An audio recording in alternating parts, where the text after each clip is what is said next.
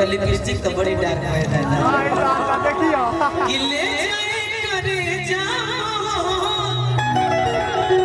और कि करे जब निकाल के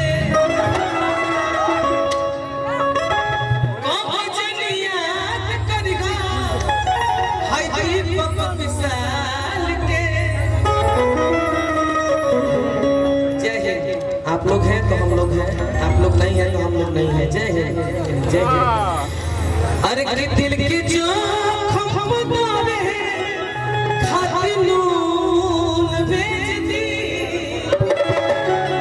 दिल की जो खमदावे खातिर नून भेज दी। तोरो भाई नहीं लगा मारत नहीं खत तू एक बार चाह कर के मैं खा जाए ना हम खाई। अरे कि मेहंदी का पहला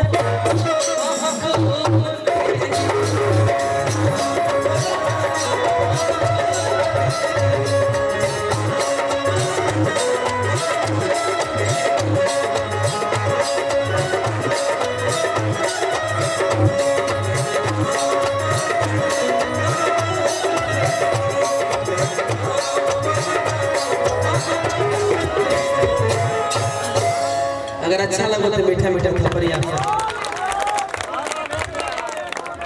सुपर साउंड भैया की तरफ से बहुत पुरस्कार हार्दिक अभिनंदन। बहुत कलाकार बनी हमारे तो मोने नहीं करता हैं एक ले जाए अभी ले जाए हैं जाते नहीं ठीक है मतलब जाइए।